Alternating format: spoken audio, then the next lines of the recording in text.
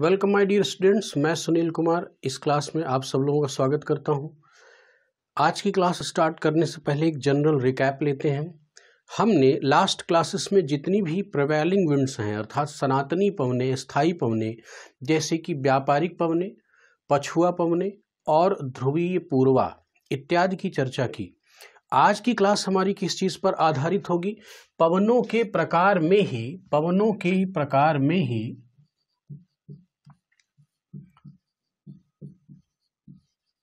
मुख्य टॉपिक हमारा क्या है? पवनों के प्रकार यानी काइंड्स ऑफ विंड। इसमें दूसरा काइंड याद कीजिए, अगर आपने पिछली क्लास देखी है, अटेंड की है, तो उसमें आप देखेंगे कि दूसरा क्या था जिसको हम लोग मौसमी या क्षेत्रीय पवनें ऐसा संबोधन करते थे, जिसको हम रीजनल एंड सीजनल विंड्स कहते हैं। तो आज की क्लास में मैं इसी की चर्चा करूंगा। बच्चों देखिए, पहले इसकी कैटेगरीज में देख लें कि सामान्यतः इस मौसमी या क्षेत्रीय पवनों के अंतर्गत कौन कौन सी विंड्स आती हैं। सबसे पहले एक जनरल स्केलेटन इसका बनाते हैं।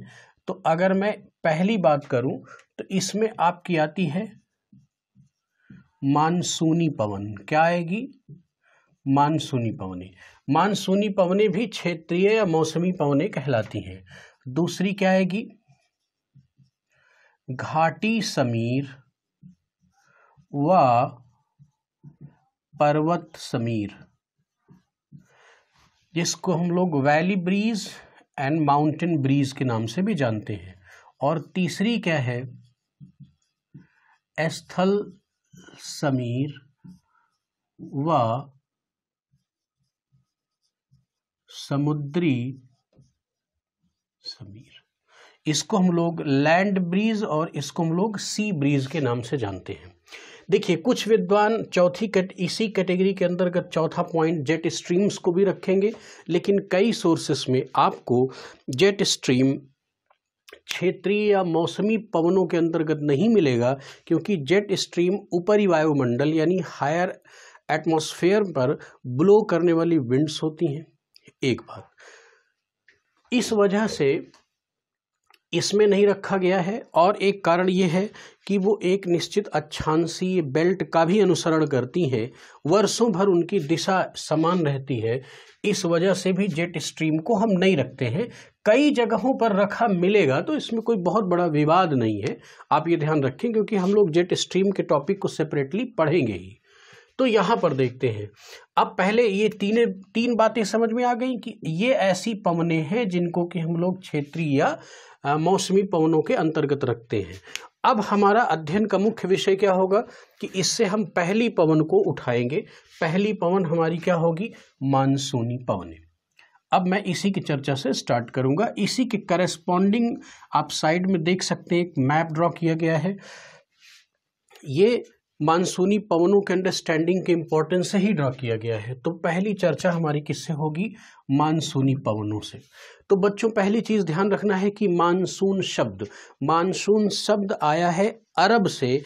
अरब व्यापारी मौसम शब्द के लिए मानसून शब्द का प्रयोग करते थे। तो इसका मतलब मौसम का अर्थ, मानसून का अर्थ क्या हुआ? मौसम हुआ। लेकिन बड़े स्तर पर अगर हम समझें तो मौसम का मतलब है ऋतु। मानसून का अर्थ क्या है, इसको पहले समझिए। मौसम से ऋतु लाइए। अब आगे चीज देखिए कि मानसूनी पवनें क्या होंगी? ऐसी पवनें जो ऋतुओं के परिवर्तन के साथ, सरल भाषा में कहें तो मौसम के परिवर्तन के साथ अपनी दिशा में परिवर्तन कर लेती हैं। थोड़ा और स्टैंडर्डाइज करें कि ऐसी पवनें जो ऋतुगत परिवर्तनों के साथ अपनी दिशा में परिवर्तन कर लेती हैं, उन्हें हम क्या कहेंगे? मानसूनी पवनें कहेंगे। तो पहली बात इस चीज को समझ लें कि मानसूनी पवनें क्या हुई। अगर इसको हम परिभाषित करना चाहें तो क्या कर लेंगे कि ऋतुगत परिवर्तन के साथ जो अपनी दिशा में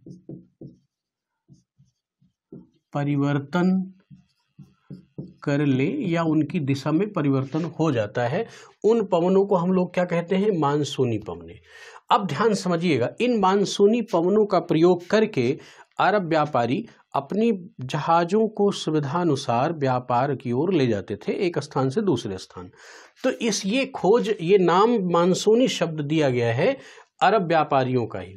तो इसकी खास बात क्या है? मानसून शब्द जैसे ही आएगा, अर्थात मानसूनी पवनी क्या है? ऋतुगत परिवर्तनों के साथ, मतलब ग्रीष्म ऋतु में उनकी दिशा कुछ और होगी, शीत ऋतु में उनकी दिशा कुछ और होगी। वो क्या करेंगी? अपनी दिशा में परिवर्तन करेंगी। एक बात आपको समझ में आनी चाहिए।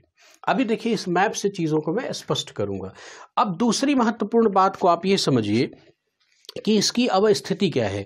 बेसिकली कर्क रेखा और मकर रेखा के समीप अरब सागर और बंगाल की खाड़ी में इनकी प्रभाविता अधिक होती है। आप देखेंगे तो ये कर्क रेखा हमारी गुजर रही है। कर्क रेखा ये हमारा इंडिया है, ये अरब प्रायद्वीप है, ये ईरान का क्षेत्र है और ये हमारा अफ्रीका महाद्वीप है। अफ्रीका महाद्वीप, इस एरिया में क्या है? अरब सागर है और इस क्षेत्र में क्या है? बंगाल की खाड़ी है। ठीक है, तो ये कर्क रेखा की स्थिति के पास इसकी प्रभाविता बढ़ जाती है। तो इसकी अगर मैं ये बात करूं कि इसकी जो अवस्थिति है वो क्या है, तो देखिए आपको क्या दिमाग में रखना है? कर्क व मकर रेखा के समीप, और कर्क रेखा के समीप अगर हम देखें तो मुख्यतः ये क्या है? अरब सागर व बंगाल की खाड़ी में इसकी प्रभाविता अधिक होगी। अब आप देखिए ऋतुगत परिवर्तन के साथ कैसे इनकी प्रवाह दिशा परिवर्तित होती मानसूनी पवनों की, उस बात को भी आप समझ लें। तो 6 महीने गर्मी होगी। जब गर्मी पड़ेगी तो देखिए आपकी ये जो विषुवत रेखा है लगभग इस एरिया से गुजर रही है। ये विषुवत रेखी क्षेत्र है, 0 डिग्री, जिसको हम लोग बोलते हैं इक्वेटर बोलते हैं। अब आप समझना, मानसूनी पवनों की खासियत क्या है कि गर्मी की दिशा में उनकी दिशा कुछ और होगी गर्मी की ऋतु में, और शीत की ऋतु में उनकी दिशा कुछ और होगी। कैसे होगी, इस बात को समझिए, इस मैप के माध्यम से समझिए। अब देखिए गर्मी बढ़ी, जब गर्मी बढ़ी तो सूर्य कर्क रेखा पर लंबवत लगभग चमकने लगा, इसीलिए मैप मैंने ड्रॉ किया है। कर्क रेखा पर लंबवत सूर्य चमकने लगा। उसके बाद स्थिति क्या होगी कि जो लैंड एरिया है, भूखंड है, उस क्षेत्र का तापमान बढ़ जाएगा। बच्चों ध्यान समझना है, लैंड बॉडी और वाटर बॉडी में फर्क क्या है। वाटर बॉडी अर्थात जो जलीय क्षेत्र है वो देर में गर्म होगा और देर तक गर्म रहेगा, अर्थात वो देर तक ऊष्मा सोखेगा और देर तक छोड़ेगा।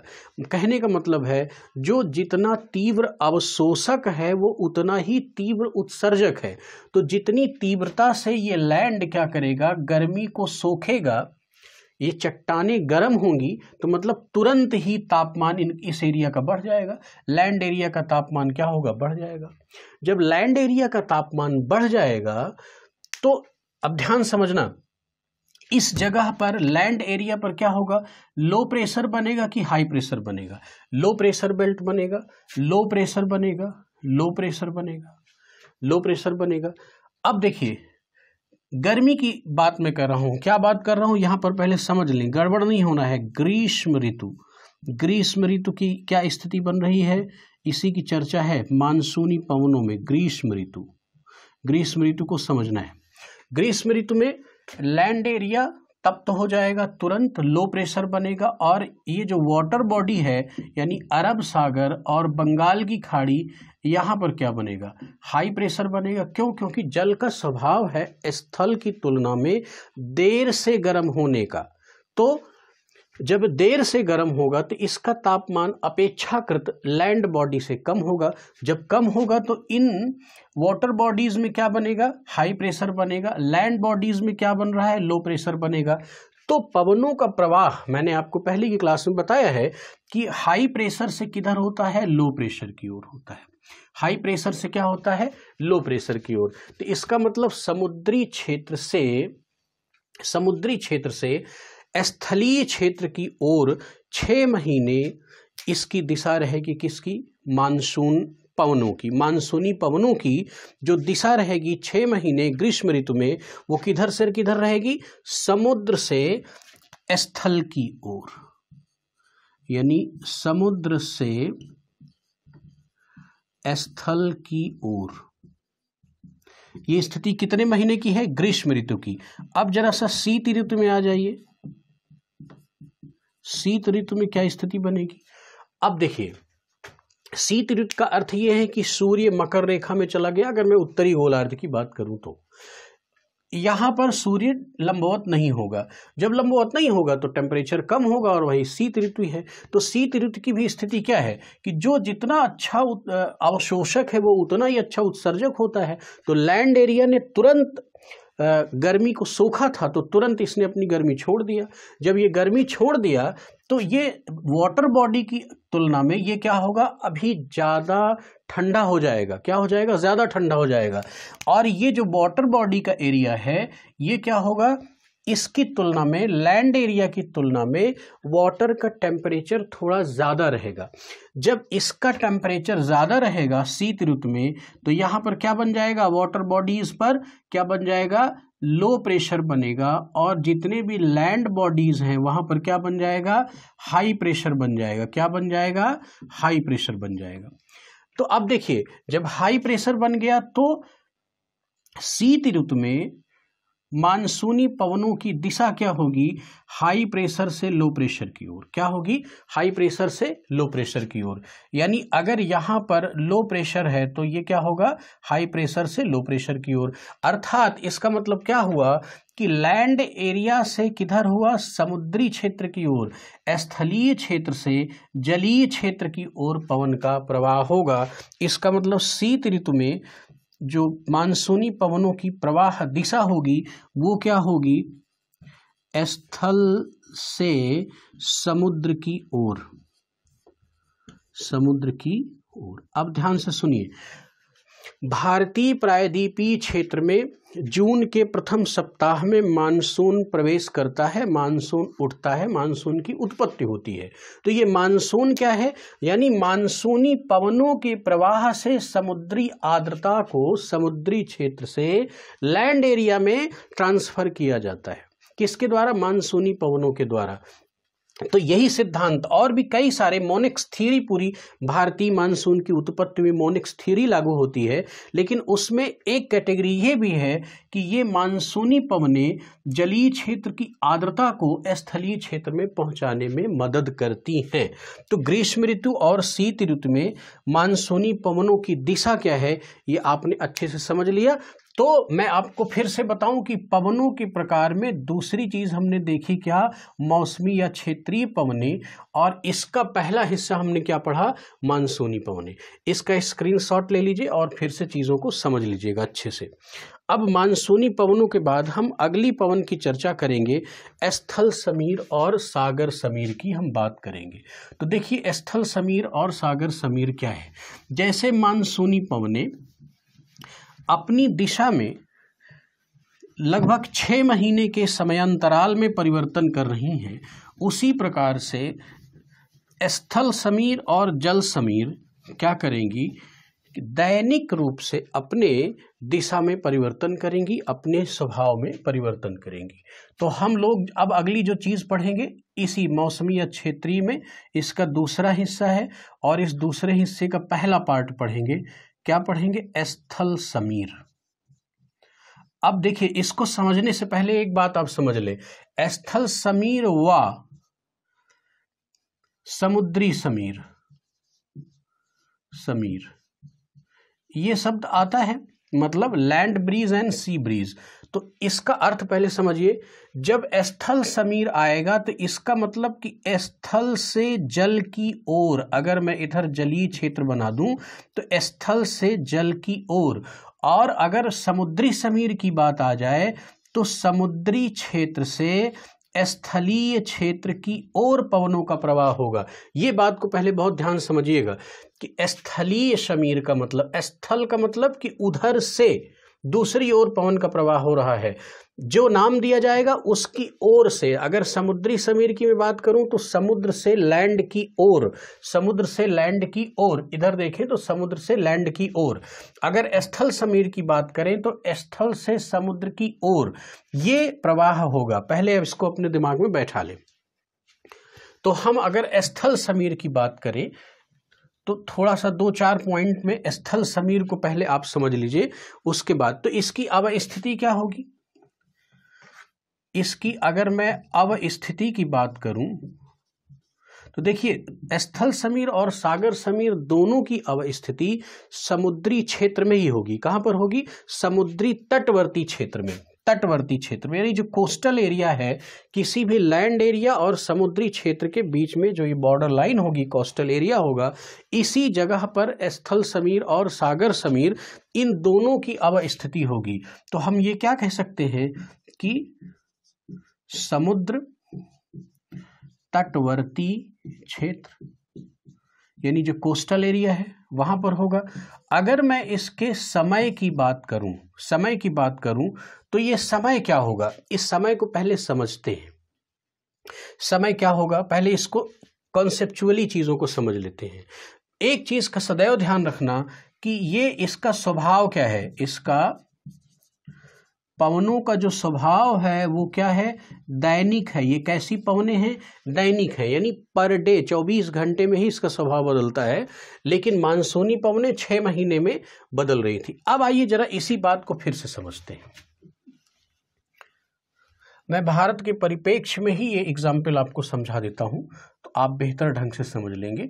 ये हमारा अरब सागर का क्षेत्र है, ये बंगाल की खाड़ी का क्षेत्र है। अब देखिए दिन का समय हुआ, क्या हुआ, दिन का समय हुआ, सूर्य निकला, टेम्परेचर हमारा बढ़ा।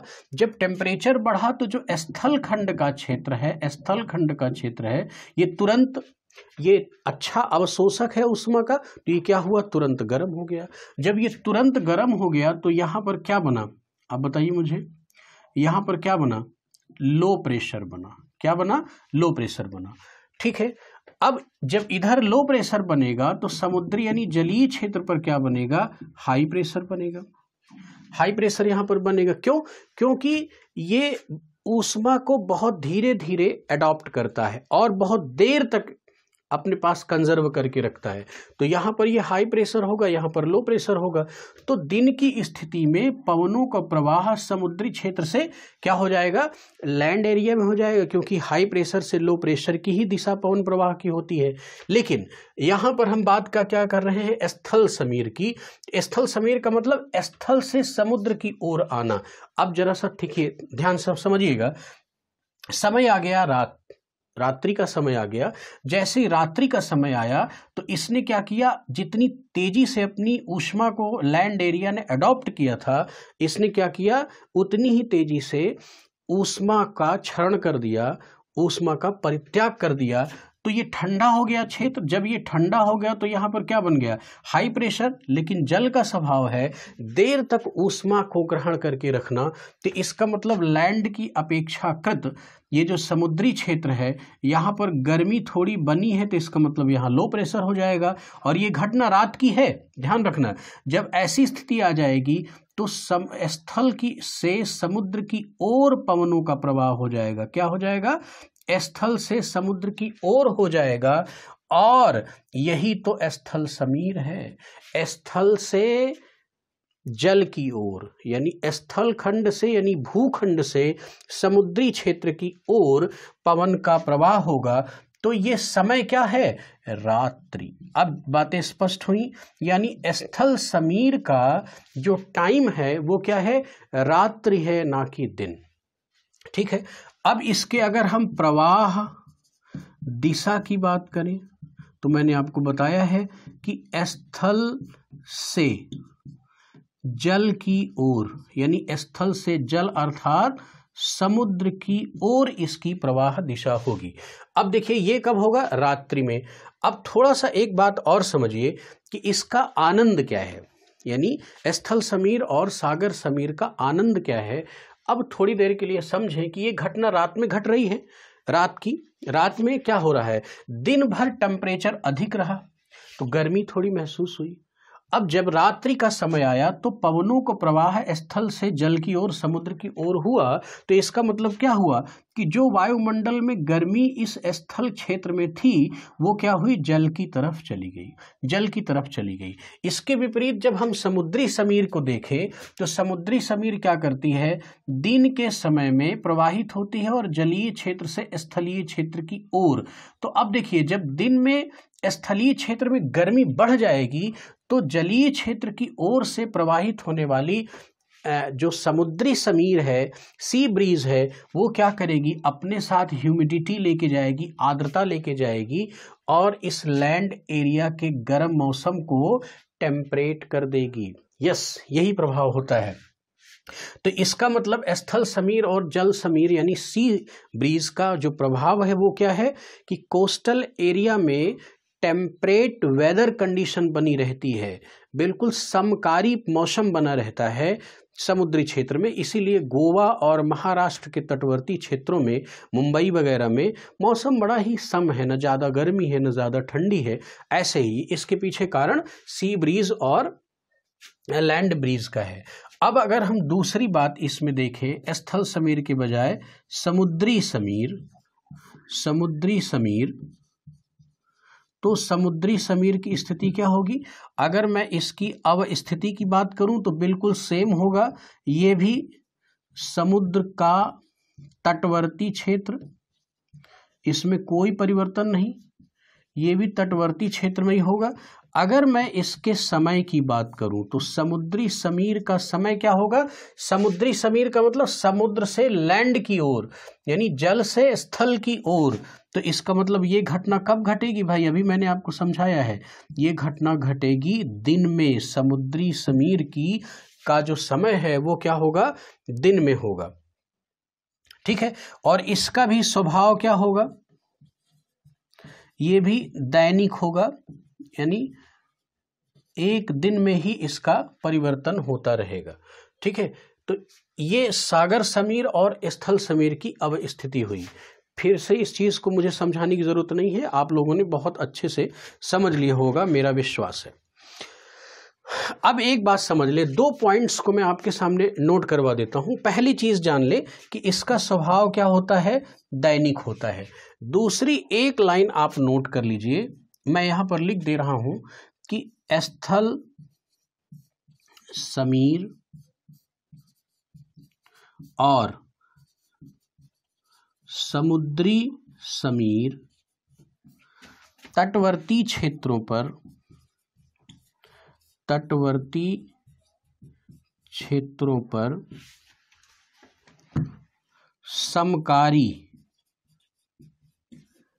समकारी प्रभाव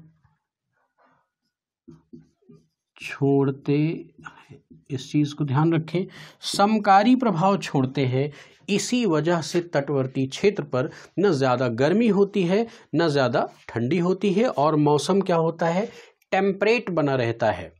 चलिए अब हम लोग घाटी समीर और पर्वत समीर की बात करते हैं, क्योंकि वह भी क्षेत्रीय पवनों का अभिन्न हिस्सा है। आइए देखते हैं घाटी समीर क्या है। बिल्कुल पहले फॉर्मूले को अप्लाई कर दें जो अभी मैंने आपको बताया है कि घाटी समीर, पहले यहां देखिए, जैसे मैंने कहा घाटी समीर, तो घाटी समीर का मतलब क्या, घाटी से चलने वाली। तो घाटी से किधर जाएगी भाई, चोटी की ओर जाएगी। अगर मैं यहां पर कह दूं कि पर्वत समीर, तो इसका मतलब क्या हो जाएगा कि पर्वत से किस ओर, चोटी की ओर, पर्वत से चोटी की ओर। अब जरा सा इसका अगर हम पिक्टोरियल रिप्रेजेंटेशन करना चाहें तो ये मैंने एक पर्वतीय क्षेत्र बना दिया है, ये वैली वाला क्षेत्र है और ये चोटी वाला क्षेत्र है। तो पहले हम लोग घाटी समीर देख लेते हैं। घाटी समीर का अर्थ क्या हुआ, घाटी समीर का अर्थ हुआ कि घाटी से, तो घाटी से किसकी ओर चलेंगी?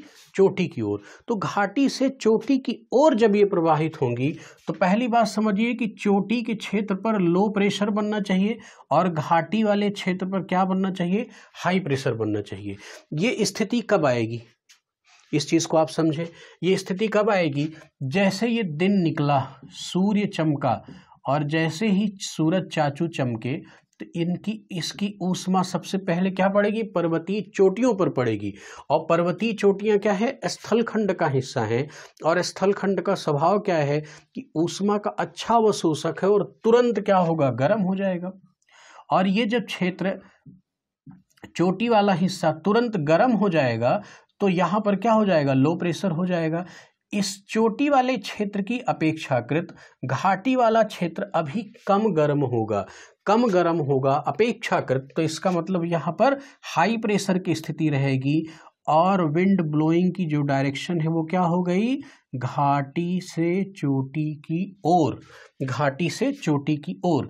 इसका मतलब घाटी समीर की जो घटना है इसका समय क्या होगा? इसका समय होगा दिन का समय। दिन के समय में घाटी समीर चलेगी।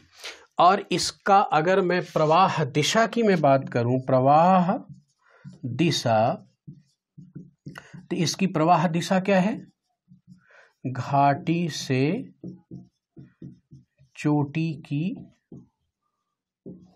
ओर, घाटी से चोटी की ओर। अब आप ध्यान से देखिए, इधर सूर्य निकला है, गर्मी बढ़ी है, तो अगर इस क्षेत्र पर कोई मानव अधिवास है तो नीचे से थोड़ी सी ठंडी हवाएं जब चलेंगी तो उसका अनुभव कैसा होगा? बड़ा सुहावना मौसम होगा, सुहावना अनुभव होगा।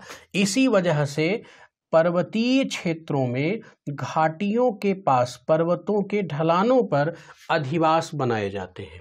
अब इसी तरह से हम लोग अगर घाटी समीर देखा, अगर हम पर्वत समीर की बात करें तो इसको समझिए। सूर्य अस्त हो गया, अर्थात रात्रि हो गई। जब रात्रि हो गई तो मैंने आपको बताया है कि स्थलखंड जिस तरह से एक अच्छा अवशोषक है उसी तरह से एक अच्छा उत्सर्जक भी है। तो ये क्या करेगा? ये तुरंत अपनी गर्मी को वायुमंडल में मुक्त कर देगा। जब ये वायुमंडल में मुक्त कर देगा तो यहाँ पर अपेक्षाकृत क्या बन जाएगा? हाई प्रेशर बन जाएगा। और अब देखिए, ये वायु घाटी वाला क्षेत्र जो है वो वायु से भरा हुआ है, एयर मासेस है वहां पर। तो एयर मासेस अभी उतनी तेजी से, जल की तरह इसका भी स्वभाव होता है कि स्थल की तुलना में देर में ये क्या करेंगे? अपनी ऊष्मा मुक्त करेंगी। तो इसका मतलब यहाँ पर कुछ न कुछ गर्मी अभी इस क्षेत्र में बनी हुई है, हल्की फुल्की गर्मी बनी हुई है इसकी तुलना में। इसने तो तुरंत अपनी गर्मी मुक्त कर दिया। तो यहाँ पर अगर हल्की गर्मी बनी है तो क्या होगा? लो प्रेशर बनेगा। जब लो प्रेशर बनेगा तो पवन की प्रवाह की जो दिशा है, पवन के प्रवाह की जो दिशा है वो क्या होगी? वो हो जाएगी चोटी से घाटी की ओर। अब बताइए कि ये जो समय है ये क्या है? यानी पर्वत समीर चलने का जो समय है वो दिन है कि रात? तो ये क्या है? रात्रि। और इसका प्रवाह दिशा क्या है? चोटी से घाटी की ओर, चोटी से घाटी की ओर। अब देखिए, इससे क्या हुआ कि अब जो इस जगह पर मानव अधिवास मध्यवर्ती क्षेत्र में ढलानों पर, पर्वतीय ढलानों पर है, उसका फायदा क्या है कि दिन में भी उसको सुहावना मौसम मिल रहा है और रात्रि में भी उसको सुहावना मौसम मिल रहा है। रात्रि में ऊपर से हल्की सी गर्मी आ जा रही है, दिन में नीचे से हल्की सी ठंडी आ जा रही है। तो पर्वतीय क्षेत्रों के ढलानों पर भी एक समकारी प्रभाव उत्पन्न होता है जो कि स्थल और सागर के समीप स्थिति उत्पन्न होती थी। यही कारण है कि यहाँ पर भी मौसम एक टेम्परेट सिचुएशन में बना रहता है और बड़ा ही सुहावना मौसम रहता है। तो इस प्रकार से इन तीनों पवनों की विवेचना के साथ हमने देखा कि मौसमी और क्षेत्रीय पवनें क्या होती हैं। एक जनरल सा रिकैप मैं आपके सामने रख देता हूं कि पवनों के प्रकार में हमने सबसे पहले सन्मार्गी, सनातनी या स्थायी पवनें पढ़ी, जिसके अंतर्गत व्यापारिक पवनें, पछुआ पवनें, ध्रुवीय, पूर्वा इत्यादि का अध्ययन किया। उसके बाद हम लोगों ने मौसमी या क्षेत्रीय पवनें पढ़ी, जिसके तहत हमने देखा मानसूनी पवनें क्या हैं, फिर हमने देखा स्थल समीर, सागर समीर क्या है, फिर हमने देखा घाटी समीर और पर्वत समीर क्या हैं इत्यादि। अब इसके बाद स्थानीय पवनों की क्लासेस में अगली क्लास आपके सामने रखूंगा। स्थानीय पवनों से भी खूब सारे प्रश्न बनते हैं। मेरा विश्वास है कि अगर इन चीज़ों को आपने गहरे से डेवलप किया है तो इसके प्रीलिम के पॉइंट ऑफ व्यू से भी क्वेश्चन को अटेम्प्ट कर सकते हैं, और मेंस राइटिंग में भी कोई टॉपिक अगर बनता है, कोई प्रश्न बनता है, you will be eligible to tackle that type of the question. Thank you very much for today's class.